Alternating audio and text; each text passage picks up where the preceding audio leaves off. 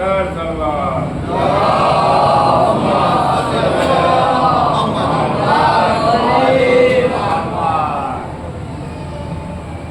الله من قرأ الفاتحة.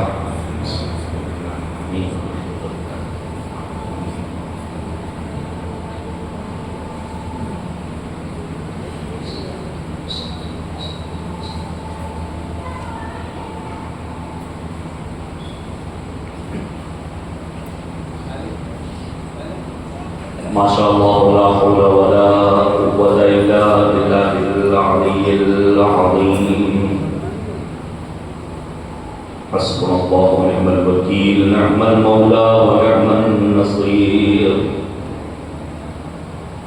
أعوذ بالله من الشيطان اللعين الرجيم.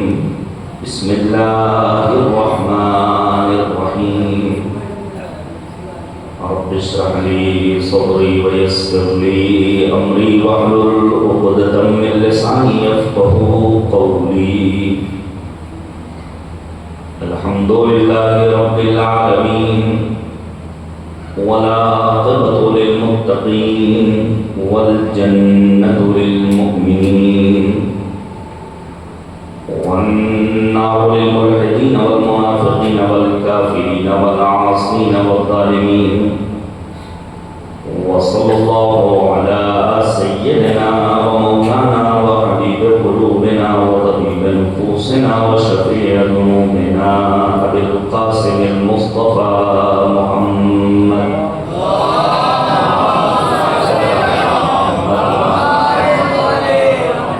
وعلى آله الأطيبين الأنجلين الآخرين الأكرمين المعصومين المظلومين المنتخبين المنتجبين، لا سيما بقية الله الأعظم في الأرضين، روحي وروح العالمين لتراب مقدمه الفداء، واللعنة الدائمة الباقية على أعدائهم أجمعين من الآن إلى قيام يوم الدين.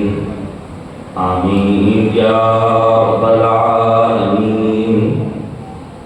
أما بعد، فقد قال الله تبارك وتعالى في القرآن الحكيم، وهو أصدق الصادقين وقوله الحق. بسم الله الرحمن الرحيم.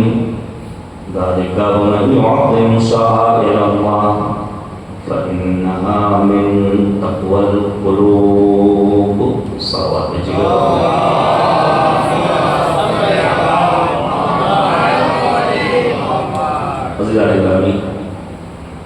یہ سلسلہ 42 کی چوتھی مجلس اور ناچیز کا اس برس کا ان حدیث سے آخری خطاب ہے.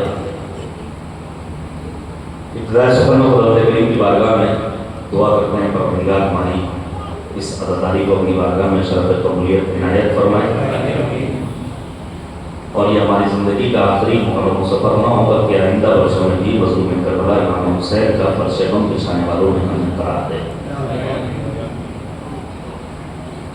سورہ مبارکہ حج کے آیت نمبر 32 جہاں پروردگار عالم نے ارشاد فرمایا ذالک ومن یعظم شعائر اللہ فإنہا من تقوی القلوب.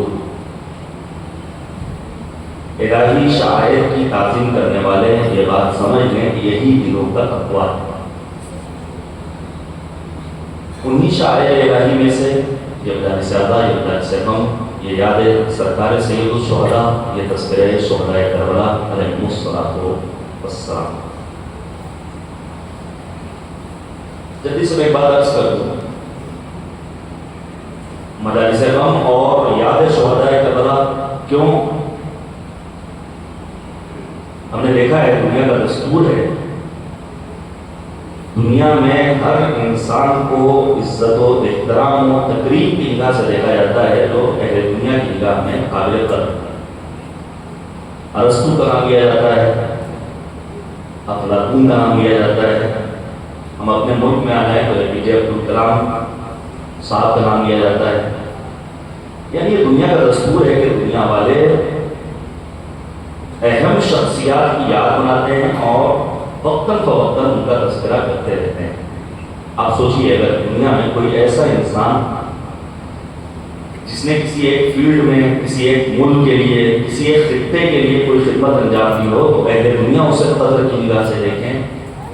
تو اگر ہوئے زمین پر کوئی ایسی ذات جس نے فقط مسلمانوں کے لیے نہیں، جس نے فقط اپنے بابا کی ولایت کا اقرار کرنے والوں کے لیے نہیں، جس نے فقط اپنے شیعوں کے لیے نہیں احسان کیا ہو بلکہ عالم بشریت پر احسان کیا ہو، جس نے مظلومین عالم کے دفاع کے لیے خود کو قربان کیا ہو، حق بنتا ہے کہ ایسی ذات گرامی یعنی سید الشہداء امام حسین کا تذکرہ کیا جائے۔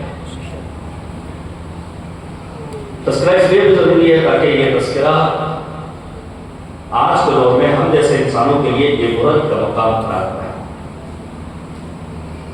ہم جہاں مجلسوں میں سید الشہداء حضرت ابو عبداللہ حسین کو تحفہ سلام روانہ کرتے ہیں اور شہداء کربلا کو خراج عقیدت پیش کرتے ہیں، وہی ظالموں کی خدمت میں لعنت کا توقع ارسال کرتے ہیں۔ یہ مقام عبرت کیوں ہے؟ تاکہ ہم آج کے دور کے ظالموں کو پہچانیں، ہم پہچانیں اس بدبخت انسان کو جو 40,000 بے گناہوں کی شہادت کا سبب قرار پایا،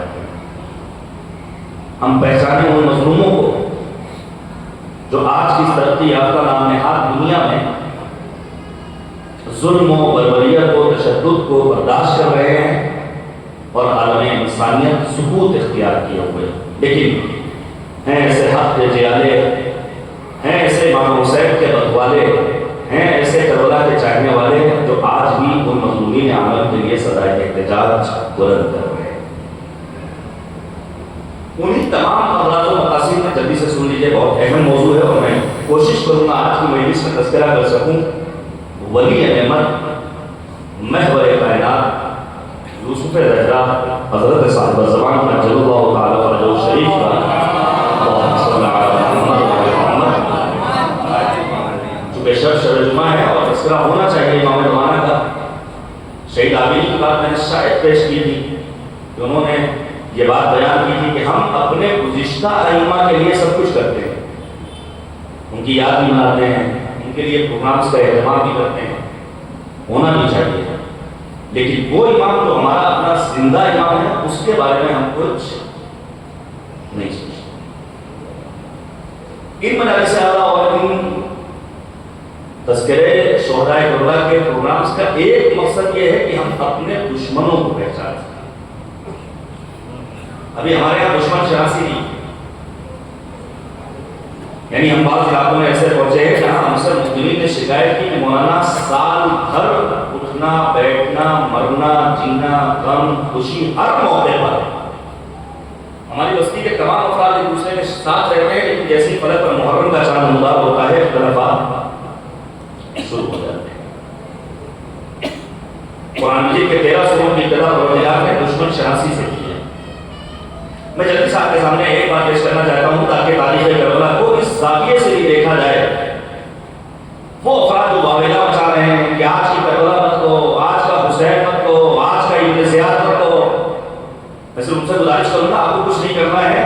اگر موجودہ دور کی کربلا کو، موجودہ دور کے ابن زیاد کو، موجودہ دور کے حسین کو پہچاننا ہے تو جائیے شاعر ابتدا جناب جوش مریم آبادی کا اشارہ کریں، جہاں جوش نے خود خدا کی بارگاہ میں دعائیہ لہجے میں یہ طلب کیا ہے پروردگار کہ اس تازہ کربلا کو پھر عزم حسین دے، تاکہ جوش سے آپ سوال کیجیے۔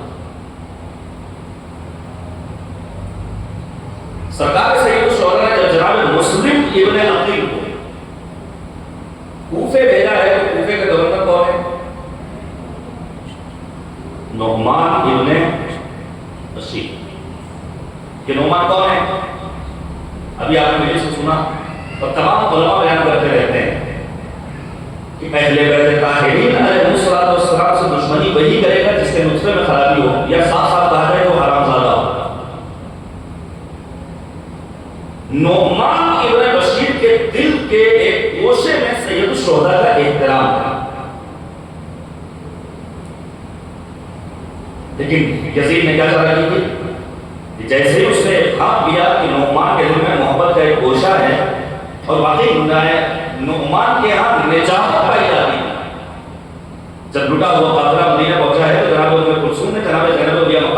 کہا کہ بہن کچھ تحفہ ہو تو دیا جائے، کیونکہ نعمان نے اس راہ اصلی میں ہمارا بڑا خیال رکھا ہے۔ کسے گورنر بنایا ہے یزید نے؟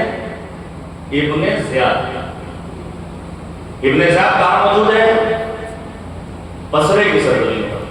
اور پھر کاش کبھی اللہ توفیق دے تو سید الشہداء امام حسین کو ان خطوط کا تذکرہ کیا جائے جو امام عالی مقام نے رؤسائے اخماس بصرہ کے بارے میں لکھا ہے، یعنی وہ 5 قبیلوں کے سردار جن کے ہاتھ امام عالی مقام کی تحریر پہنچی، وہاں ابن زیاد نے اپنے بھائی کو گورنر بنایا، خود چل گیا کوفے کی جانب۔ تو کیا ابن زیاد براہ راست کوفے میں داخل ہو گیا؟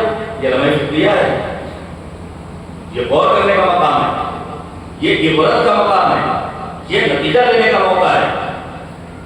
ابن زیاد جب کوفے کی جانب روانہ ہوا ہے تو براہ راست نہیں پہنچا، بلکہ پہلے اس نے اپنے جواسیس بھیجے ہیں، اپنے کارندے بھیجے ہیں کہ جاؤ اور جانے کے بعد بنی ہاشم کے اٹھنے بیٹھنے چلنے پھرنے کی رپورٹ لے کر آؤ۔ یاد رکھیے گا میرے عزیزو، کبھی بھی لباس سے دھوکہ مت کھائیے گا، کبھی بھی اچھی گفتگو سے دھوکہ مت کھا جائیے گا، کبھی بھی ظاہری چال ڈھال کو دیکھ کر کے دھوکہ مت کھا جائیے گا۔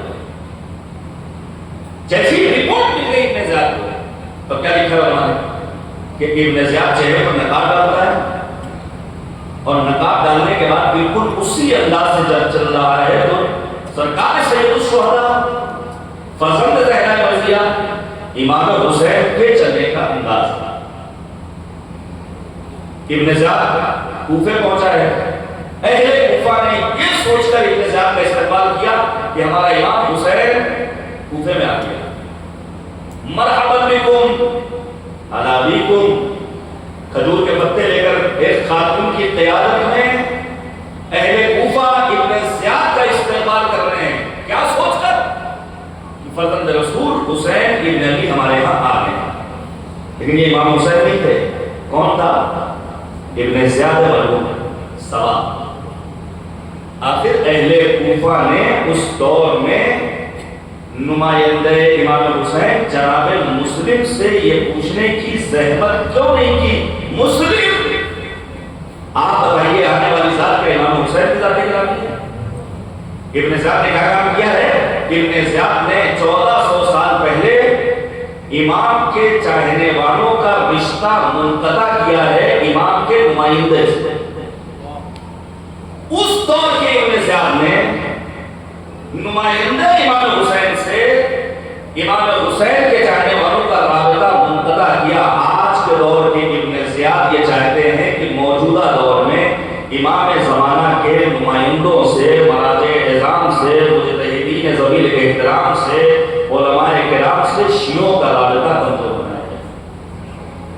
آپ کو مل جائیں گے اپنی بس میں خوبصورت گفتگو کرنے والے، آستی کا ساتھ، یہ ابن زیاد وقت کے جو ہماری قوم کے بولے والے نوجوانوں کو مرجعیت سے بیدار کرنا چاہتے ہیں۔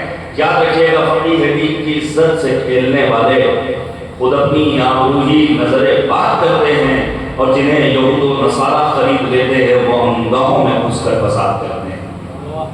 ہمیں پہچاننا ہوگا کہ بجائے سزا کا ایک مقصد دشمن شناسی وقت نہیں ہے، مگر میں خود جناب ہانی کے بارے میں بیان کرتا، اور پھر قاضی شریح کا جو اپنا کیریکٹر اور کردار اس سے سب نے لکھا ہے، کبھی اور کسی موقع پر آگے بڑھو۔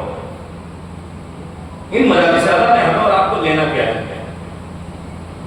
میں تقریباً ہر مجلس میں بیان کر رہا ہوں، ظاہر ہے آنے کے بعد ہمیں اپنی مادی ضرورتوں کا بھی مطالبہ کرنا ہے۔ ہمارے امام حسین کی بارگاہ میں فاطمہ صدیقہ کہا ہے، جناب سکینہ کو جناب سکینہ کو واسطہ دے کر خدا کی بارگاہ میں جو دعا کی جائے یقیناً قبول ہونے والی ہے۔ آئیے ہم اور آپ ذرا سوچیں کہ ہمیں مانگنا کیا ہے، ہمیں طلب کیا ہے۔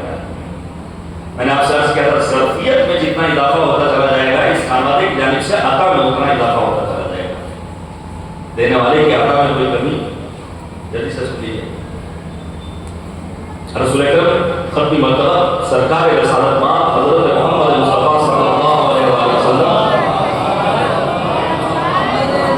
نبی آدم کے پاس ایک شخص آیا، آنے کے بعد کہتا ہے یا رسول اللہ، مکے میں لوگوں نے آپ کو پریشان پریشان کیا، آپ نے طائف کو رد کیا. طائف میں آپ کا میزبان میں تھا. پیغمبر کو یاد کیا. نبی اعظم مسکرائے اور پیغمبر نے مسکرانے کے بعد ایک جملہ کہا، جو مانگنا ہو بسم اللہ. جیسے ہی پیغمبر نے کہا جو مانگنا ہو مانگ لو، وہ جس نے طائف میں نبی خاتم کی میزبانی کا شرف حاصل کیا تھا، وہ پیغمبر سے کہتا ہے یا رسول اللہ مجھے 200 بھیڑ اور ایک چرواہا چاہیے. نبی اکرم آپ سوچئے ہم اور آپ امام حسین کی بارگاہ میں پہنچو اور پھر مولا سے مولا میرا گھر ہو جائے. گھر کی قیمت کتنی ہوگی؟ 20 لاکھ 25 لاکھ 30 لاکھ 1 کروڑ. یعنی ہماری ویلو ہوئی گئی 1 کروڑ پر. اس سے آگے تو نہیں پڑے گا. ہم نے مولا کی بارگاہ میں جانے کے بعد عرض کیا مولا امام حسین ہمیں ایک لگژری کار چاہیے. کتنی قیمت اس کی؟ 18 لاکھ 25 لاکھ 4 کروڑ. ہماری قیمت کتنی؟ یہ آنے والا والا ہے رسالت پاک میں کیا کہتا ہے یا رسول اللہ مجھے 200 بھیڑیں چاہیے اور ایک چرواہا چاہیے. روایت کہتی ہے نبی اعظم نے انتظام کیا اور انتظام کرنے کے بعد اس کے حوالے کیا. جب وہ چلا گیا تو پیغمبر نے فرمایا کاش یہ آنے والا مجھ سے اتنا مانگتا جتنا بنی اسرائیل کی اس بوڑھی خاتون نے موسیٰ سے مانگا تھا. کیا ہے واقعہ؟ آواز قدرت ہے موسیٰ کون ہے؟ موسیٰ کلیم اللہ صاحب 3000 مرتبہ خدا سے گفتگو کرنے والے موسیٰ. اور جلدی سے اللہ کر دوں یاد ہے سکینہ سلام اللہ علیہ ہمیں اور آپ کو منانا ہے بیٹی پیدا ہونے پر پریشان نہیں ہونا ہے بلکہ شکر پروردگار کے لیے سجدہ وجہ آنا چاہیے. موسیٰ وہی ہیں جنہوں نے خدا کی بارگاہ میں ایک روز سوال کیا پروردگار جب تو کسی کو چاہتا ہے تو کیا دیتا ہے؟ قدرت آواز دیتی ہے موسیٰ جب میں کسی کو چاہتا ہوں تو اسے بیٹی دیتا ہوں. اب سمجھ میں آیا کہ اللہ کا آخری رسول حبیب کبریا کیوں قرار پایا؟ کیونکہ اللہ نے اپنے حبیب کو فاطمہ زہرا جیسی بیٹی بنا دی.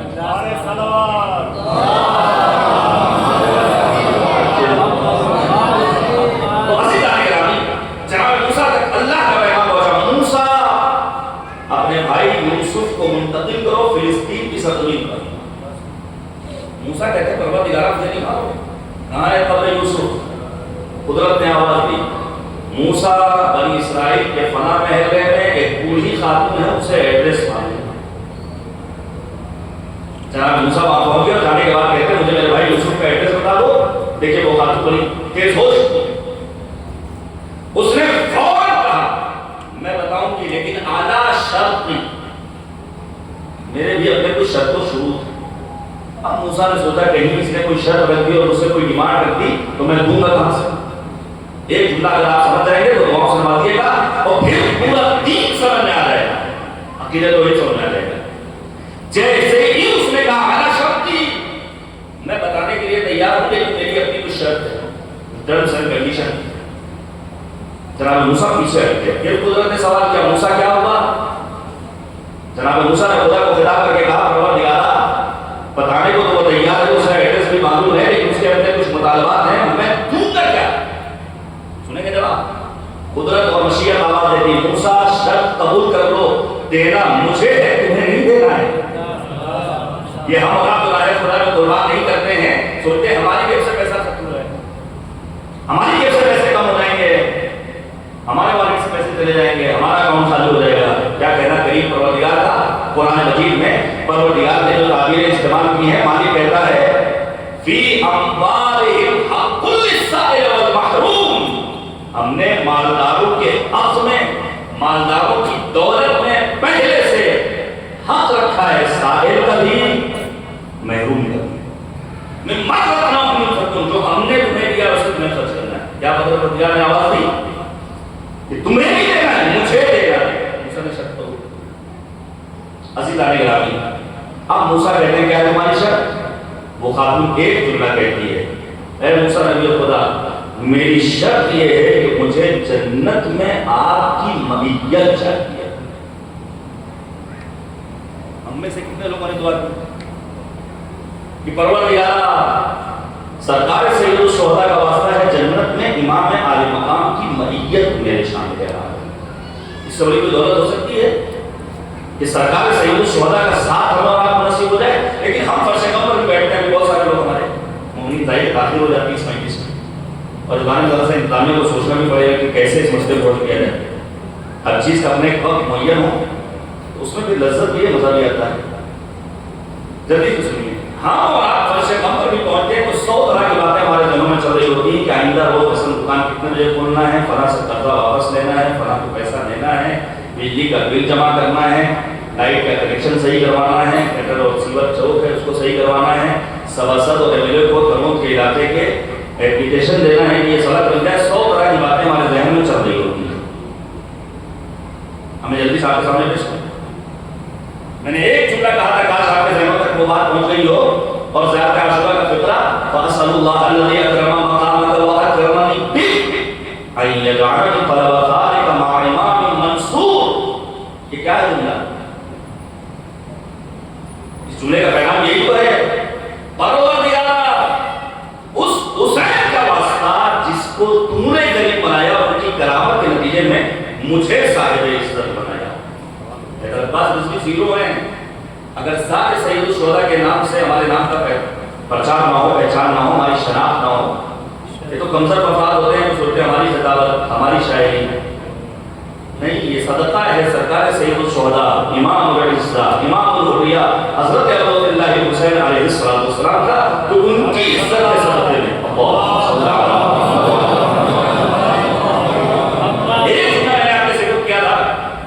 ذات عاشورہ کا فطرہ یہ بیان کرتا ہے کہ وہی انسان واقعی معنی میں کامیاب ہے جو اپنے آپ کو سار اللہ سے بقیت اللہ تک چاہے.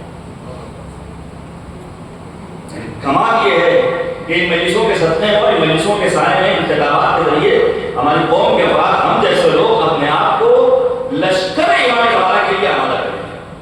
اور یہ کب ممکن ہوگا جب ہم تمام تر فکروں سے دور ہو کر اپنے آپ کو ضم کر رہے ہیں اپنے وقت کے امام کی ساتھ کلامی. اب جلدی سے میں صرف ایک بات ہے پیش کروں گا, پھر اصل موضوع بات کو تمام کر دینا وقت کے اندر. بصرے کی سرزمین پر توجہ کیجیے گا. بصرے کی سرزمین پر ایک خاندان ہے جہاں ساری چیزیں دستیاب ہیں. کافور بھی ملتا ہے, ناصر بھی ملتا ہے, جہاں تمام تر ضروریات زندگی کا سامان موجود ہے. دو اجنبی افراد اس بصرے میں پہنچتے ہیں اور آنے کے بعد دکاندار کو خطاب کر کے کہتے ہیں مجھے اتنا کافور چاہیے, اتنا سر چاہیے. اب دکاندار نے جیسے ہی دیکھا کہا بھائی تم لوگ نئے والے ہو تو کہاں سے آ رہے ہو؟ ظاہر ہے کہ کرود کے علاقے میں یا ادھر بھوپال میں آپ سارے مومن کو پہچانتے ہیں. ایک دم سے کوئی جیسا نیا آ جائے گا آپ فوراً سوچیں گے کوئی نیا سا. جیسے ہی دکاندار نے پوچھا وہ دونوں کہتے ہیں فلاں علاقے سے آ رہے ہیں. اسرار بڑا یا اپنا پورا پتا بتائیے کہ آپ کافور کیوں مان رہے ہیں؟ وہ دونوں آنے والے کہتے ہیں کہ ہم امام زمانہ کے پاس سے آئے ہیں. توجہ کیجیے گا, مولا کے پاس سے آئے ہیں. مولا کا ایک چاہنے والا رخصت ہو گیا ہے, اس کے غسل و کفن کا انتظام کرنا ہے. یار آپ مجھے اتنا کافور اور اتنا صحیح. اب یہ دکاندار پیچھے پڑ گیا کہ ہمیں بھی آپ کے ساتھ چلنا ہے. لیکن یہ دکاندار کہتے ہیں بھائی ہمیں اس کی اجازت نہیں ہے کہ ہم اپنے ساتھ کسی اور کو امام کی خدمت میں لے کر پہنچے. جب اس کا اصرار بڑا, اس نے کہا ایسا کرتے ہیں کہ ہم آپ کے ساتھ چل رہے ہیں, امام کے خیمے کے باہر رکے رہیں گے. اگر امام نے پرمیشن دے دی تو آپ میرے چلیے گا, ورنہ واپس آ جائے گا. سنیں گا یہ دونوں لے کر چلے.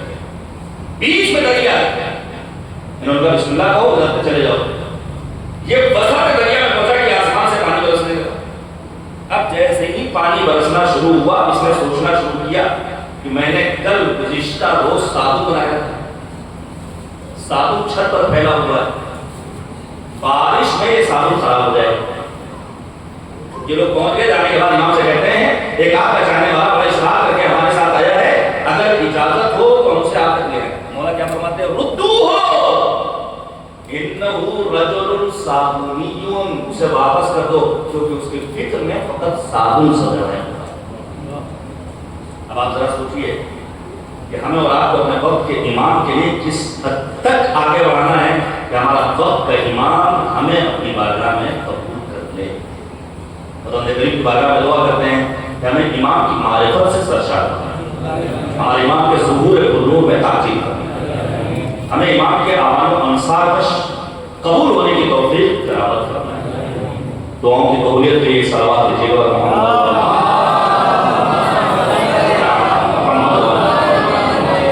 یہ بات سمجھیے، کبھی کبھی ہمارے استاد نے اور علم حکم کے استاد کے حوالے سے واقعہ بیان کیا تھا. ان کا یہ کہنا تھا کہ کچھ لوگ وہ ہوتے ہیں جن کے دینی کاموں سے دنیا کی بو آتی ہے، اور کچھ وہ ہوتے ہیں جن کے دنیاوی کاموں سے دین کی خوشبو آتی ہے. سوچیں یہ کون سی بات ہو گئی؟ دینی کاموں سے دنیا کی بو اور دنیاوی کاموں سے دین کی خوشبو. اب سوچئے ایک انسان جو نماز پڑھ رہا ہے اور حالت نماز میں قیام میں ہے، سجدہ پڑھ رہا ہے، سجدے میں گیا، تشہد میں ہے، سلام میں ہے، امام قرات کر رہے ہیں، خاموشی سے کھڑا ہوا ہے، اس کے ذہن میں کتنی طرح کی باتیں گردش کر رہے ہیں. یہ کون ہے جس کے دینی کام میں دنیا کی کیوں پائی جا رہی ہے؟ لیکن اس کے برخلاف کچھ لوگ وہ ہوتے ہیں جن کا کام دنیاوی ہوتا ہے لیکن ان کے کام سے دین کی خوشبو آتی ہے. میں ایک نام لے رہا ہوں، جناب مرحوم حاج مرشد چلوری. تیران کی سرزمین سے ان کا تعلق ہے، برسوں کا، اور آج بھی ان کی دکان کا ریسٹورنٹ، ان کے نام کا ریسٹورنٹ تہران کی سرزمین پر موجود ہے. کیا تھا ماجرا؟ ماجرا یہ تھا کہ ان کے یہاں 2 صفیں لگا کرتی تھی ان کے ریسٹورنٹ. ایک صف ہوتی تھی ان لوگوں کے لیے کہ جو پیسہ دے کر کے کھانا ان سے نہیں خرید سکتے تھے. آئیے خاموشی سے لائن لگائیے اور لے کر کے چلے جائیں. اور ایک صف ہوتی تھی ان لوگوں کی جو پیسہ دے کر کھانا لیتے تھے. سنیں گا کیا لکھا ہے انہوں نے؟ اس صف میں جس میں پیسہ دیے بغیر کھانا لینے والوں کی تعداد ہوتی تھی وہ تعداد کم ہوتی تھی اور پیسہ دینے والوں کی تعداد زیادہ ہوتی. کبھی بھی انہوں نے اپنے صندوق میں، اپنی تجوری میں تالا نہیں بند کیا. پیسہ لے جانے والوں کی تعداد کم ہوتی تھی، پیسہ رکھنے والوں کی تعداد زیادہ ہوتی. جب انسان خود کو ذات خدا میں فنا کر دیتا ہے تو قرآن آواز دیتا ہے رجال لا تلہیہم تجارۃ عن بیع. یہ وہ لوگ ہیں جنہیں تجارت، جنہیں کاروبار زندگی یاد خدا سے غافل نہیں بنا.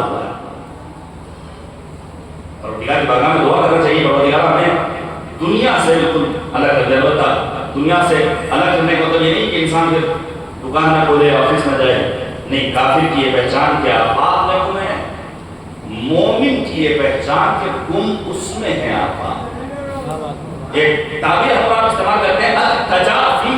تجافی کسے کہتے ہیں؟ جب امام جماعت فرض کیجئے دوسری رکعت میں تشہد پڑھ رہا ہے جو آپ کی پہلی رکعت ہے، تو آپ نیم خیز کھلے ہوئے ہوتے ہیں. اسے اصطلاح میں تجافی کا لفظ کہا جاتا ہے. یعنی انسان ہر پل اپنے آپ کو آمادہ رکھے کہ اپنے مالک کی بارگاہ میں کب اسے جانے کی نوبت آ جائے. پروردگار کی بارگاہ میں ایک بار پھر ہم دعا کرتے ہیں، پروردگار ہمیں دین سمجھنے کی توفیق عنایت فرما. اب میں ایک اہم موضوع جو آج کا حسن اختتام ہوگا، سوچا تھا امام سجاد کے بارے میں مزید گفتگو کروں گا لیکن گنجائش نہیں ہے بالکل بھی. ابھی اور امام کو اور معصومین کو پہچاننے کا ایک ذریعہ ہے زیارتوں کی تلاوت. جیسے آج ہم نے زیارت واسطہ پڑھی، یہ بات ابھی آپ نے کلپ سنی ہوگی. یہ جو یوٹیوبرز بنے ہوئے ہمارے سر پر ماما رکھنے والے برادران، امام نے کبھی امر بالمعروف نہیں کیا. ہم اور آپ زیارت واسطہ پڑھتے ہیں اشہد انک اقمت الصلاۃ وآتیت الزکاۃ وآمرت بالمعروف ونہیت عن المنکر. مولانا میں گواہی دیتا ہوں آپ نے نماز بھی پڑھی، آپ نے زکات بھی دی، امر بالمعروف بھی کیا، نہی عن المنکر بھی کیا. ساری زیارتوں میں ایک زیارت جس کا نام آپ معمولاً فقط مسائل میں سنتے ہیں، اس زیارت کا نام ہے زیارت ناحیہ مقدسہ. پڑھنا چاہیے. البتہ بہت اضطراری حالت میں بالخصوص ایام عاشورہ کے موقع پر اس ایک زیارت ناحیہ میں جو امام زمانہ سے ہم تک پہنچی ہے، سرکار سید الشہداء امام حسین کے 5 صفات کو بیان سیرت ناحیہ میں امام حسین کی فضیلتوں کو بیان کیا ہے. ہمارے اور آپ کے وقت کے امام نے اپنے جد بزرگوار امام حسین کے سلسلے میں پہلی صفت کنتا للرسول ولدا. امام زمانہ فرماتے ہیں میرے جد مظلوم آپ کی پہلی صفت یہ ہے کہ آپ فرزند پیغمبر تھے. معمولی بات بہت عظیم بات. آپ کے سامنے پیش کروں ہارون عباسی نے امام مجھ سے ایک آدمی سے پوچھا نسل تو بیٹوں سے چلتی ہے یا پھر آپ اپنے آپ کو پیغمبر کے اولاد میں شمار کیوں کرتے ہیں جبکہ ہم سب کو معلوم ہے اللہ نے پیغمبر کو ایک بیٹی فاطمہ دی تھی بس. تو امام مجھ سے ایک آدمی نے خبر ایک جملہ کہا تھا ہارون بہتر یہ ہے کہ اس سلسلے میں مجھے چھوڑو مت آج کی تعبیر میں میرے اپنے زبان میں. لیکن جب اس کا اصرار بڑھا تو امام موسی کاتب نے قرآن مجید کے سورہ مبارکہ انعام کی آیت نمبر 84 اور آیت نمبر 85 کی تلاوت کی. جہاں پر اللہ نے اعلان کیا کہ وَوَهَبْنَا لَهُ إِسْحَاقَ وَيَعْقُوبَ كُلًّا هَدَيْنَا وَنُوحًا هَدَيْنَا مِن قَبْلُ وَمِن ذُرِّيَّتِهِ دَاوُودَ وَسُلَيْمَانَ وَأَيُّوبَ وَيُوسُفَ وَمُوسَى وَهَارُونَ وَكَذَلِكَ نَجْزِي الْمُحْسِنِينَ. آیت نمبر 85 کیا ہے؟ وَزَكَرِيَّا وَيَحْيَا وَعِيسَى وَإِلْيَاسَ كُلٌّ مِّنَ الصَّالِحِينَ. جب امام موسی کاظم نے سورہ مبارکہ انعام کی آیت نمبر 84 اور 85 کی تلاوت کر لی تب امام فرماتے ہیں یہ بتاؤ عیسیٰ کے باپ کون تھے؟ کہتا نہیں عیسیٰ کا کوئی باپ نہیں تھا. عیسیٰ ابن مریم ہے. جانے قربان امام موسی کاظم فرماتے ہیں جو کریم پروردگار جناب مریم کے لال عیسیٰ کو سلسلے انبیاء میں قرار دے سکتا ہے وہی کریم پروردگار ہم اولاد فاطمہ کو سلسلے ختمی مرتبہ سرکار رسالت مآب حضرت محمد مصطفیٰ صلی اللہ علیہ وسلم. میں کہتا اور کچھ بتاؤں کہاں کہا قرآن یہ کلمہ پوری بڑی فمن حاجک فیہ من بعد ما جاءک من العلم فقل تعالوا ندعو ابناءنا وابناءکم ونساءنا ونساءکم وانفسنا وانفسکم ثم نبتہم فنجعل لعنۃ اللہ علی الکاذبین. یہاں پر جب ابنا سے مراد فرزندان پیغمبر ہیں کوئی امام حسن کوئی امام حسین ہمارے آبا و اجداد. ایک روز آپ جانتے ہیں بنی عباس کون ہے جن کی قرابت داری تھی نبی خاتم سے. ہارون جو بنی عباس کا حکمران ہے نبی کو خطاب کر کے کہتا ہے السلام علیکہ یا رسول اللہ السلام علیکہ یا ابن عام. اے چچا کے بیٹے پیغمبر آپ پر ہمارا سلام. ادھر سے امام کاظم گزر رہے ہیں مولا فرماتے ہیں السلام علیکہ یا رسول اللہ السلام علیکہ یا ابدا. بابا آپ پر ہمارا سلام. امام نے ثابت کیا ہے کہ یہ فرزندار ہے پیغمبر. امام حسین کی پہلی صفت کیا ہے؟ زیارت ناحیہ کے تناظر میں جو امام زمانہ سے ہم تک پہنچی ہے امام فرزند پیغمبر خاتم. جلدی سے روایت سنیے. جناب محمد عرفیہ جنگ صفین آج وقت ہوتا تو میں آج کی تاریخ میں چونکہ جناب عمار کی شہادت کی تاریخ ہے ارکان اربعہ کا تذکرہ کرتا صفین کا تذکرہ کرتا عمار کی دلیری کا تذکرہ کرتا ان کے شہید والدین کا تذکرہ کرتا. لیکن وقت کی جنگ صفین جناب محمد عرفیہ جاتے ہیں زخموں پر زخم کھا کر واپس آتے ہیں. امیر المومنین سے کہتے ہیں مولا بابا یہ میرے بھائی حسن و حسین کہ انہیں دشمنوں کے مقابلے میں نہیں بھیجیے گا. اس موقع پر امیر المومنین نے فرمایا تھا محمد عرفیہ تم میری اولاد ہو حسن و حسین پیغمبر کی اولاد. پہلی فضیلت کیا ہے؟ امام حسین فرزند پیغمبر ہے. اسی لیے ہم آپ پڑھتے ہیں السلام علیکہ یا ابن رسول اللہ. پھر امام زمانہ رائیہ فرماتے ہیں وَسَنَدًا لِلْقُرْآنِ. امام حسین کی دوسری صفت یہ ہے کہ آپ قرآن مجید کی سند بڑا گہرا رابطہ ہے امام حسین اور قرآن مجید کے درمیان. مدینہ سے نکل رہے ہیں تو منتخب آیا ہے قرآن مجید کو پڑھ رہے ہیں. جناب ایک کو بیان کاغذات میں بھیج رہے ہیں تو قرآن مجید کیا ہے کلمہ پڑھ رہے ہیں. مسلم ابن عبداللہ کی خبر شہادت مل رہی ہے تو قرآن مجید کیا ہے کلمہ پڑھ رہے ہیں. نو کینیڈا کی بلندی سے تو पढ़ते हैं मुसलसल हत्ता शब आशूर। इमाम अली मकाम फरमाते हैं इन्नी उहिब्बुस सलाह व तिलावत किताबिल्लाह, मुझे नमाज पसंद है, अल्लाह की किताब कुरान मजीद की तिलावत पसंद है। सनद है कुरान, तमाम मुसलमानों को समझना चाहिए। अगर आज दुनिया में किसी एक को कोई एक प्रॉपर्टी खरीदनी हो बगैर दस्तावेज के क्या इंसान प्रॉपर्टी खरीद सकता है? मुमकिन नहीं है। बगैर इमाम हुसैन से वाबस्ता हुए इंसान हिफ्ज़ कुरान में अपने आप को मस्त कर ले, महव कर ले, मगन कर ले, बड़े से बड़ा कारी बन जाए, ये क़िराअत उसको फायदा पहुंचाने वाली नहीं है। तूने खुदा को देखा है कौसर को छोड़कर, तेरी नजर है जाम पे कौसर को छोड़कर, हो 100,000 खर्च करे लेकिन तू याद रख कुछ हाथ में ना आएगा हैदर को छोड़कर। बगैर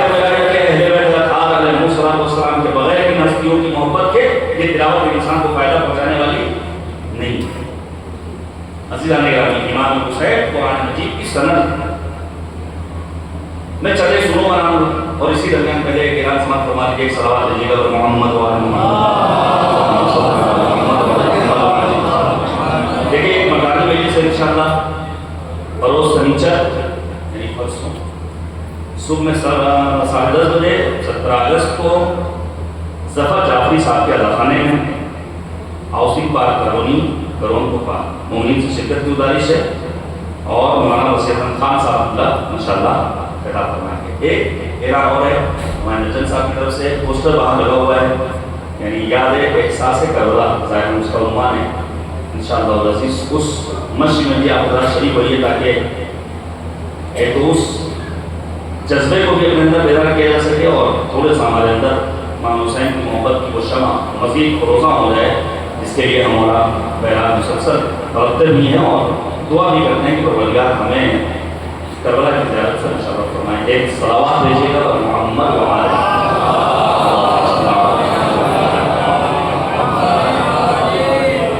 सलावत अगर पढ़िएगा तो इंशाअल्लाह परवरदिगार उसका अजर देगा।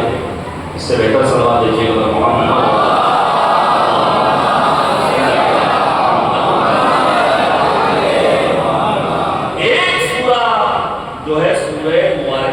फज्र, इस सूरह को कहा गया सूरतुल हुसैन अलैहिस्सलाम। मासूम ने फरमाया इक़राउ सूरतल फज्र फी फराइदिकुम व नवाफिलिकुम, सूरह मुबारक फज्र को अपनी वाजिब नमाज़ों में पढ़ो और अपनी मुस्तहब नमाज़ों में पढ़ो। फइन्नहा सूरतुल हुसैन इब्न अली, ये सूरह ये वही सूरह जिसके आखिर में है या अय्युहन नफ्सुल मुतमइन्ना इरजिअ इला रब्बिका रादियतन मर्दिय्या फदखुली फी इबादी वदखुली जन्नती। उसके बाद क्या फरमाया मासूम ने, मन क़राअहा काना मअल हुसैन यौमल क़ियामा फी दरजतिही मिनल जन्नह, जो अपनी नमाजों में सूरह मुबारक फज्र की तिलावत करेगा कल रोज़ क़यामत जन्नत में इमाम हुसैन की मइयत को नसीब। अब हो सकता है बात कोई जवान कहे मौलाना हमें तो सूरह फज्र याद नहीं, ये जो 8-10-20 हज़ार रुपए का मोबाइल हमारी जेबों में रखा हुआ है, इसमें बासानी सूरतुल फज्र को हम सर्च कर सकते हैं और अगर नमाज में नहीं भी पढ़ पा रहे हैं तो इतना भी एक बार पढ़ लें तो इंशाअल्लाह इमाम हुसैन की मइयत हमारे और आपके शामिल हाल होने वाली है। या फिर इमाम हुसैन और सूरह तौबा की वो आयत जिसका मैंने कल इशारा किया, जहां परवरदिगार ने मोमिनीन के 9 सिफात का तज़किरा किया है। सूरह तौबा की आयत नंबर 112, अत्ताइरून अल-आबिदून अल-आमिलून अस्साइहून अर्राकिऊन अस्साजिदून अल-आमिरूना बिल मारूफ वन्नाहूना अनिल मुनकर वल हाफिज़ूना लिहुदूदिल्लाह। आप बताइए मैदान करबला में आपको कितने ऐसे मिलेंगे जिन्होंने वाकई माना है तौबा भी की है, जिनमें वो है, जिनमें वहवे गलती है, जिनमें ज़ुहैर है, जिन्होंने अपना मकाम और मर्तबा इतना बुलंद बना दिया कि वक्त का इमाम आज उन्हें अलैहिस्सलाम कहकर खिताब कर रहा है। उनसे बड़ा तौबा करने वाला कोई होगा? अतः शायद ने कहा कि सबकत अजीब ले गए दुनिया इस रिश्त में, सब करबला में थे कि वो पहुंचा बहिश्त में, जरा लोगों के सिलसिले में सब तक अजीब ले गए दुनिया इस रिश्त में। سبقت عجیب لے گیا دنیا اس رشت میں، سب کربلا میں تھے کہ وہ پہنچا رشت میں۔ عبادت کیسی تھی شب عاشور؟ سب سے آپ سنتے رہتے ہیں، حمد و ثنا پروردگار ایسی کہ سرکار سید الشہداء صبح عاشور اپنے خطبے کی ابتدائی کر رہے ہیں حمد والی تعالیٰ سے۔ مجاہدین کیسے؟ آپ صرف جناب سعید کے بارے میں پڑھیے، سعید ابن عبداللہ حنفی، چہروں پر تیروں کو روکا ہے، سینے پر تیروں کو روکا ہے، مولا کی نماز تمام ہوئی، سر ساتھ میں امام حسین پر آیا، فقط ایک سوال کیا، اب افائی تو یہ رسول اللہ، کیا جہاد ہے؟ امام فرماتے ہیں انت امامی فی الجنہ، جنت میں مجھ سے آگے آگے ہو۔ ایسے مجاہد رائے وضع تھے سودائی کرنا۔ الراکعون کیا رکوع کرنے والے تھے؟ یہ نماز بہت اہم عبادت ہے۔ میں نوجوانوں سے گزارش کروں گا للہ نماز پڑھیے تو اس کے کہ آپ کی نماز پڑھی جائے، بالخصوص نماز فجر شیطان مکمل کر کیا دیتا ہے، لیکن اٹھیے، مسجد میں نہیں آ پا رہے تو گھر میں پڑھیے، رات میں عہد کر کے سوئیے کہ ہمیں اٹھنا ہے نماز کے لیے، اپنے دوست سے کہہ کر لیٹیے کہ بھیا صبح فون کر دینا تاکہ ہم بھی نماز کے لیے اٹھ جائیں، اپنی ماں سے کہہ کر لیٹیے، نماز صاحب ایمان کی علامت ہے، نماز پنجتن پاک کی وصیت ہے، تمہیں نماز کی فرصت نہیں قیامت ہے، نماز سید مظلوم کی امانت ہے، سر حسین کو خاک شفا سے ہٹ جاتا، گلا نماز کا کرب و بلا میں کٹ جاتا۔ بنا نماز کے کافی نہیں ہے حج و زکات، بنا نماز کے ملتی نہیں ہے راہ نجات، نماز دیتی ہے انسان کو باوقار حیات، نماز بخشتی ہے دل کو عزم اور ثبات، پڑھا نماز تو مومن کے دل کو چین ملا، نماز ہی سے شعور غم حسین ملا۔ کیا رکوع کرنے والے تھے سید الشہداء اور اہل بیت اطہار اور شہداء کربلا، العاملون بالمعروف والناہون عن المنکر، یعنی زندگی کے آخری لحظے تک انہوں نے امر بالمعروف کیا ہے، نہیں منکر کیا۔ پھر آئے صاحب امام حسین سند ہے قرآن کریم کے لیے، آنے میں اہل سنت ہیں، علامہ دلیری انہوں نے لکھا ہے کہ اپنی ظاہری دنیاوی حیات کے بعد فقط 4 ہستیاں ہیں جنہوں نے گفتگو کی ہے، ان میں ایک نام جناب یحییٰ کا ہے، ایک نام مومن علی یاسین کا ہے، ایک نام جناب جعفر طیار کا ہے، اور چوتھی ہستی ہمارے اور آپ کے تیسرے امام سید الشہداء مظلوم کربلا فرزند رسول صفرین حضرت ابو عبداللہ حسین علیہ السلام کی ذات گرامی، جنہوں نے 9 کے پیدا کی مقدس سے قرآن مجید کی تلاوت کا اہتمام کیا۔ پھر سنیے گا تیسری فضیلت جو زیارت ناجیہ میں امام حسین کی امام جوانہ نے بیان کی، وہ کیا ہے؟ والد امت عدلا، اے میرے جد مظلوم آپ امت پیغمبر کے قریب بازو ہیں۔ دیکھیں اس سے سمجھنے کی تو قریب نکلے قریب، یعنی واقعی میں غریب سے غریب انسان کی ادائے سید الشہداء کا احترام کر لیتا ہے اور ساتھ اس کا خرچہ بھی چل جاتا ہے، آپ مردانہ زندگی بسر کر لیتا ہے۔ امام حسین کی نظر کرم تو ہے اس مہنگائی کے دور میں۔ ہمیں جلدی سے صرف ایک واقعہ پیش کروں، علماء نے لکھا ہے کہ سید الشہداء ایک راستے سے گزر رہے ہیں، سنیے گا قریب لکھنے قریب، یعنی ڈوبتے ہوئے انسان کو سہارا دینے والی ذات کا نام ہے حسین ابن علی۔ امام علی مقام راستے سے گزر رہے ہیں، مولا نے کیا دیکھا؟ ایک غلام ہے جو کتے کے ساتھ بیٹھ کر کھانا کھا رہا ہے۔ سنیے گا کہ میں اس ہندوستان میں بات کر رہا ہوں نا، کروڑوں لوگ بھوکے سو رہے ہیں،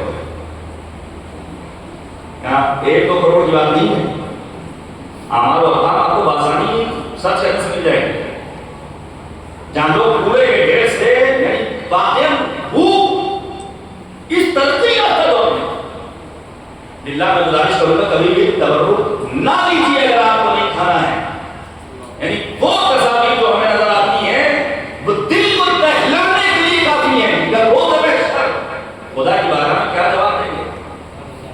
اس دور میں جہاں لوگ بھوک سے مر رہے ہیں، سسکیاں لے رہے ہیں، پریشان حال ہیں، وہاں ہمارے یہاں تبرک کی فراوانی اتنی ہو جاتی ہے کہ ہم اپنی گلیوں میں پھینک دیتے ہیں۔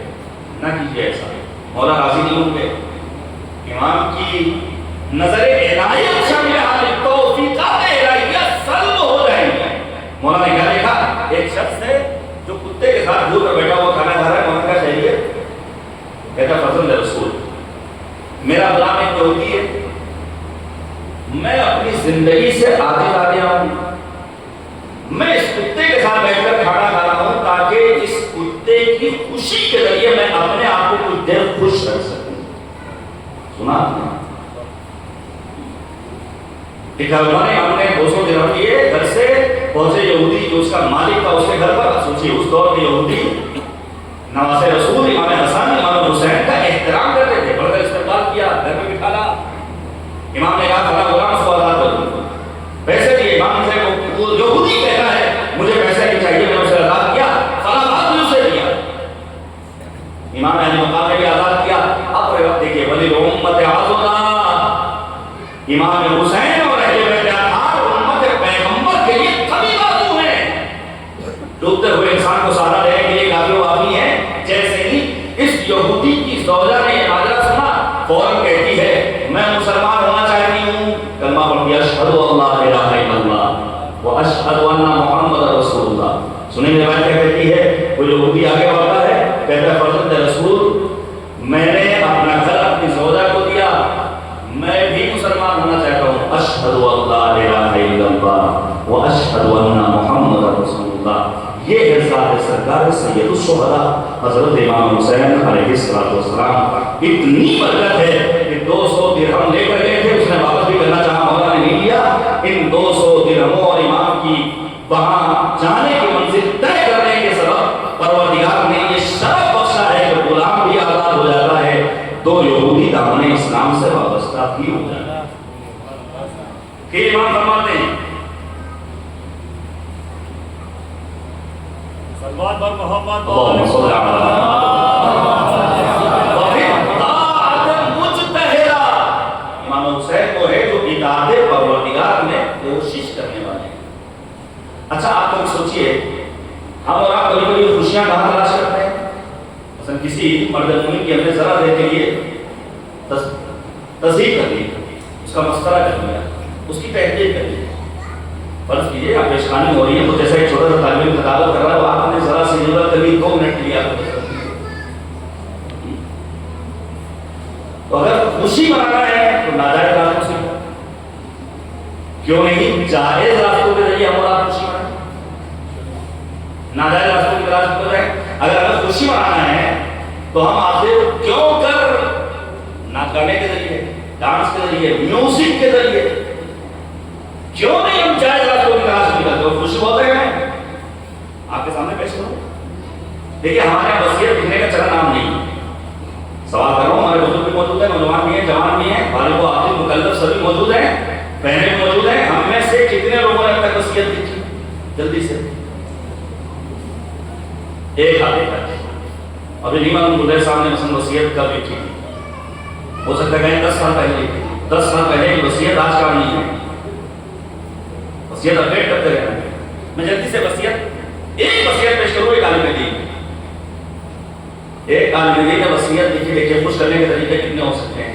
عالم دین نے وصیت لکھی کہ جب میں مر جاؤں تو میری میراث میں سے اتنا سرمایہ چھوٹے بچوں کے اسنیکس کے لیے وقف کیا جائے. ہم نے اپنے بچوں کے لیے کیا کیا؟ کبھی آپ نے سوچا بات نہیں؟ کوئی ان کے لیے ہم نے کوئی ایک کام کیا ہو؟ کیا کہا ہم نے؟ ہماری وصیت ہے کہ ہم جب دنیا سے رخصت ہوتا ہے تو ہماری میراث میں سے اتنا پیسہ کم سے بچوں کے اسنیکس کے لیے. اسنیکس کافی، چاکلیٹ، کمفرٹ، چپس، کرکرے، البتہ وہ والے نہیں جو ظالم حکمرانوں تک پہنچ رہے ہیں. ہاں بائیکاٹ ضروری ہے، بچوں کو بھی بائیکاٹ کرنا ہوگا. اور ان مجالس زیادہ اور مجالس سید الشہداء کا فائدہ یہ ہے کہ ابھی انڈیا میں نہیں تھا، اشرے اوضاع میں 12-13 برس کے بچے نے مجھ سے بڑی پیاری بات کہی جب اس کے ساتھ سرداری کے لیے گئے ہوئے تھے کہ مولانا پہلے ہم آتے تھے تو ہماری شاپنگ 1 گھنٹے میں کمپلیٹ ہو جاتی تھی، لیکن اب 1.5 گھنٹے لگتے ہیں. میں نے کہا کیوں؟ کہا آدھا گھنٹہ ہمیں ٹائم لگانا پڑتا ہے، دیکھنا پڑتا ہے یہ پروڈکٹ ہے کہاں کا.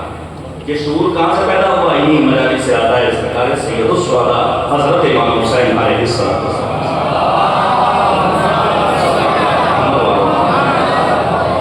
آپ سوچئے وہ وصیت کیا ہے؟ میرے پیسوں کو وقف کیا جائے اور شہر کی جتنی مسجدیں ہیں ان उन मस्जिदों के मुंतदबीन के सिपुर्द किया जाए वो स्नैक्स, ताकि वो छोटे छोटे बच्चों की खुशी का सामान फराहम कर सके। नबी आदम जब मस्जिद जाते थे, रास्ते में बच्चे मिलते थे, पैगंबर उनके साथ खेलते थे, और फिर वो पैगंबर को छोड़ते नहीं थे। पैगंबर अपनी जेब से अखरोट निकालते थे, निकालने के बाद बच्चों के सिपुर्द करते थे, फिर पहुंचते थे मस्जिद में ताकि पूरे वक्त नमाज अदा कर सके। अब चलिए हरम मासूम में तो वहाँ के खादिमीन हैं, वो अपनी जेबों में काफी रखे रहते हैं, इसलिए ताकि कोई कमसीन बच्चा नजर आ जाए तो उसकी जरूरत नहीं।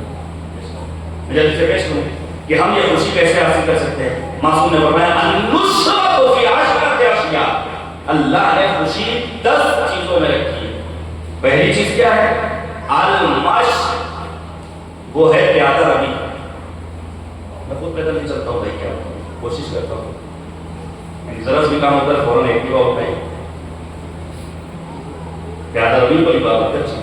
जल्दी से आज के इस प्रोफेशनल दौर में परफेक्ट रहने का एक जरिया यही है कि पैदल चलें 2-4 किलोमीटर, यानी यही एक जरिया है। अगर अगर कहीं प्राइवेट हॉस्पिटल में पहुंच गया है तो अल्लाह माफिया बैठे हुए हैं, तब चंद रुपए की जांच और चंद रुपए का टेस्ट पैथोलॉजी में इंसान अगर पहुंच जाए तो वाकई हरामखोरी, जब इंसान की आदत बन जाए फिर उसे कुछ समझ नहीं आता।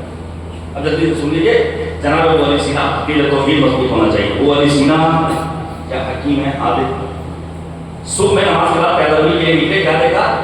एक दरख्त की एक शाख पर चिड़िया का घोंसला और चिड़िया चीख रही। ये और तरीके क्या देखा? चिड़िया के छोटे छोटे बच्चे और एक सांप है जो बच्चों को डसना चाह रहा है। देखिए पैदल का बहुत सारा फायदा, उसमें से एक फायदा जो अबू अली सीना ने ध्यान दिया, डसना चाह रहा है। अब बताइए आप, वो चिड़िया के छोटे छोटे बच्चे, क्या चिड़िया माँ होकर के बर्दाश्त करेगी कि सांप उसके बच्चों को नुकसान पहुंचाए?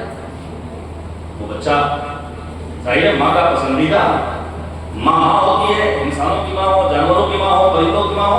वो अली सीना कहते हैं मैंने देखा कि वो चिड़िया दरख्त से उतरती है, एक झाड़ी से अपने आप को नष्ट करती है, दोबारा चढ़ती है, फिर उतरती है, फिर बार बार उसी एक झाड़ी से अपने आप को नष्ट करना, ऊपर जाना। और यहाँ तक कि वो अली सीना कहते हैं मैंने देखा वो सांप भाग गया।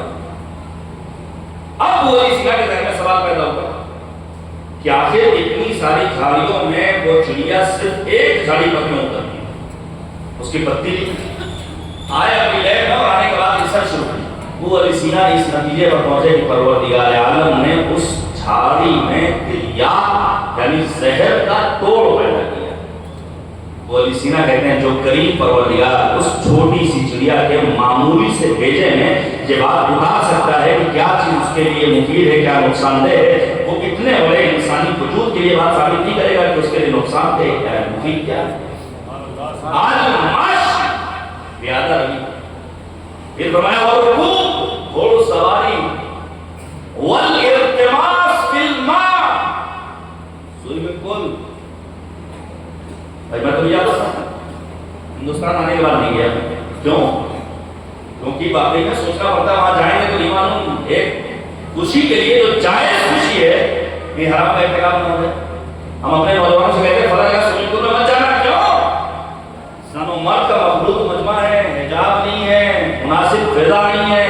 हमारे समाज की मुश्किल ये है कि हमने अपने जवानों को रोका भी, हमने अपने जवानों को टोका भी, लेकिन अल्टरनेट कुछ इनके लिए पेश नहीं किया। हमने अपने जवानों के लिए दादा इस बारे में भी कौम के बुजुर्गों को, साहिबाने खैर को, मालदार अफराद को सोचना होगा कि किस तरह वो ये असबाब फराहम कर सकते हैं जिस तरह जिसके जरिए हमारी कौम का जवान अपनी जायज लज़्ज़तों को हासिल कर सकता है। फिर मौला फरमाते हैं वन्नज़र इलल खज़रा, सरस्वती और शराबी देखना होना चाहिए हमारे घर में, छोटा सा गार्डन होना चाहिए हमारे घर में, छोटा सा बागीचा, वलाकिन खाना वशुर्ब पीना, वन्नज़र इलल मरातिल हसना खूबसूरत ज़ौजा को देखना, वल्जिमा वस्सिवाक ब्रश करना, वग़स्ल रास बिल खित्मी मखसूस घास से गुस्ल करना, नहाना, बगैर मुहादसत रिजाल, और फिर मर्दों के साथ बैठ करके।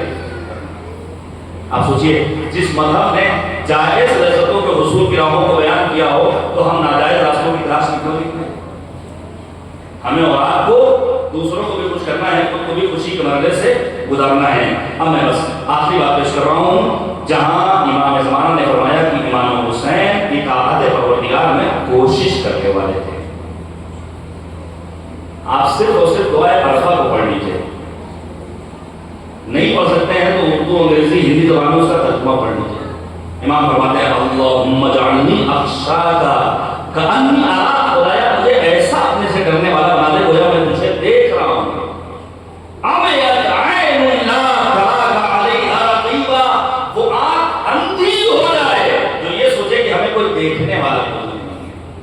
یہی تو ہمارے انقلاب امام خمینی نے کہا تھا آدم محضر خدا در محضر خدا معصیت نہ کنی، یہ دنیا خدا کی نگاہوں کے سامنے ہے، خدا کی نگاہوں کے سامنے اپنے آپ کو معصیت پروردگار میں مبتلا نہ۔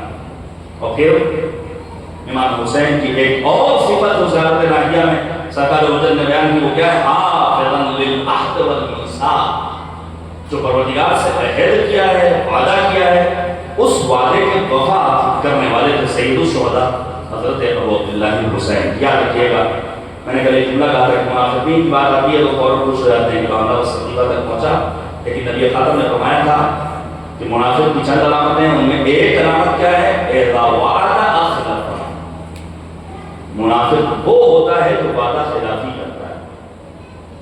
اگر کسی نے اپنے بچوں سے، اپنی بیوی سے وعدہ کیا کہ آئندہ بس گرمی کی چھٹیوں میں لے کر تم چلے گے شملہ کشمیر، نینی تال، ایران قرآن دے گی اور نہیں جائے، تو پیغمبر کی حدیث کی روشنی میں ایسا انسان منافق ہے، وہ چاہے جتنا بڑا نہیں ہو، لیکن نبی عالم کی نگاہ میں وہ انسان منافق۔ پھر مولانا نے کیا فرمایا؟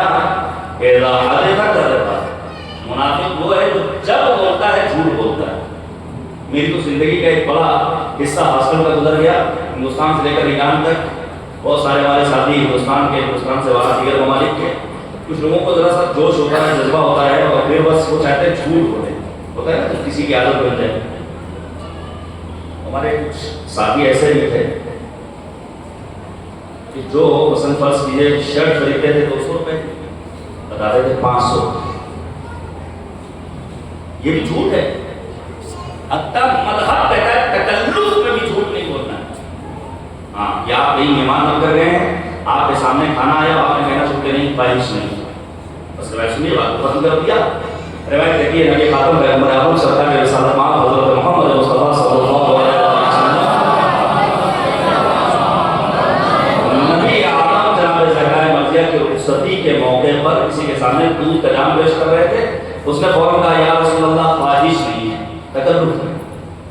پیغمبر اکرم کہتے ہیں کہ میں بھوک لگی مجھے معلوم ہے، بسم اللہ نوش کرو۔ تکلف میں بھی ہمیں اور آپ کو جھوٹ بولنے کی اجازت نہیں۔ رب ادخلنی مدخل صدق واخرجنی مخرج صدق واجعل لي من لدنك سلطانا نصیرا۔ آئیے خدا کی بارگاہ میں دعا کرتے ہیں، پروردگارا دین فہمی، قرآن فہمی، کربلا فہمی کا شکور نصیب فرما۔ ان مجالس اللہ کے اہتمام میں دامِ درم قدر میں سخن شکر کرنے والوں کے توفیقات خیر میں اضافہ فرما۔ اے کریم پروردگار، ہمارے تمام مرحومین کو جوار رحمت میں جگہ عنایت فرما، ہم سب کی عاقبت بخیر فرما، کربلا کی جانب روان قافلوں کی حفاظت فرما، جو مومنین دنیا بھر سے زیارت کربلا کے لیے گئے ہیں ان کے سفر کو بخیر فرما، ہم جیسوں کو بھی کربلا پہنچنے کی توفیق عنایت فرما، ہمیں اپنے بچوں کی دینی، اخلاقی، سیاسی، سماجی تربیت کی توفیق عنایت فرما۔ کریم پروردگار، بحق ذکر شہداء کربلا علیہم السلام، ظالم و غاصب امریکہ، اسرائیل، آل سعود کو نابود فرما، مظلومین فلسطین و غزہ کی حمایت فرما۔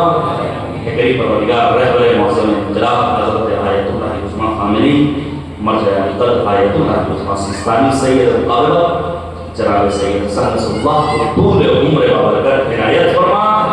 دعاؤں کی قبولیت کے لیے مل جل کر جیتی جاتی سوال بھیجے گا پر محمد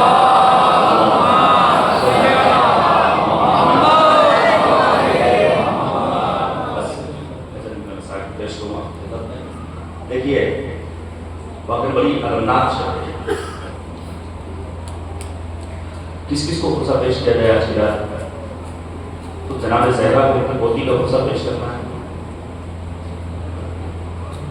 جناب رباح کو ان کی لاڈلی بیٹی جناب سکینہ کا خصہ پیش کرنا ہے، سید الشہداء امام حسین کو خطبہ پیش کرنا ہے، ان کی چہیتی بیٹی جناب سکینہ سلام اللہ علیہ میں پیش کروں آپ کے سامنے۔ دیکھیے بیٹیاں ہمارے گھروں میں بھی ہیں، اللہ نے مجھے بھی بیٹی دی ہے اور آپ کے گھروں میں بھی بچیاں ہیں، لیکن میں صرف اتنا کہنا چاہوں گا کہ پیار بیٹی کا حسین ابن علی سے پوچھو۔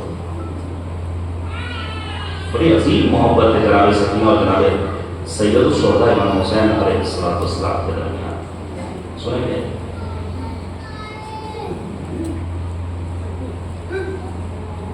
یعنی جب جناب امام سجاد واپس مدینے آئے ہیں اور مینہار میں امام سجاد کو مسلسل گریہ کرتے ہوئے دیکھا ہے، اور مینہار نے یہ کہا تھا کہ مولا شہادت تو آپ کی میراث ہے، تو امام سجاد نے یہی تو کہا تھا کہ مینہار تم نے انصاف نہیں کیا، یقیناً شہادت ہماری میراث ہے، لیکن کیا ماؤں اور بہنوں کا بے مخنوں چادر کو شام کے بادار و دربار میں آنا بھی ہماری میراث ہے؟ چاہوں گا کیا رونے میں خوب نہ کیجیے گا، ان آنسوؤں کی بڑی حکمت ہے۔ آپ سوچئے ایک معمولی بات ہے کہ حسین کی پہلو شکستہ ماں فاطمہ زہرا ایک ایک عزادار کے سامنے اپنے رومال کو پیش کر رہی ہوتی ہے، لاکھ کے عزادار اپنے آنسوؤں کا نذرانہ پیش کر، جزاکم ربکم، خدا کوئی غم نہ دے سوائے ہمیں سید الشہداء حضرت امام حسین علیہ السلام کے۔ میں یہاں سے بات شروع کروں مختار نامے کی روایت، جب جناب مختار کے پاس، اور یہ بھی ایک مرحلہ ہے جب امام سجاد کو مینہار نے بتایا کہ مختار ظالموں سے انتقام لے رہے ہیں، تو امام سجاد نے مینہار سے یہ نہیں پوچھا مینہار یہ بتاؤ کہ میرے بابا کا قاتل پکڑا گیا کہ نہیں پکڑا گیا، امام سجاد نے یہ نہیں پوچھا مینہار یہ بتاؤ کہ میرے چچا عباس کے بازوؤں کو قلم کرنے والا پکڑا گیا کہ نہیں پکڑا گیا، امام سجاد نے یہ نہیں پوچھا میرے بھیا کے اکبر کو بچی مانگنے والا پکڑا گیا کہ نہیں پکڑا گیا، امام سجاد نے فقط ایک سوال کیا مینہار یہ بتاؤ میرے 6 ماہ کے بھائی علی اصغر کا قاتل گرفتار ہوا؟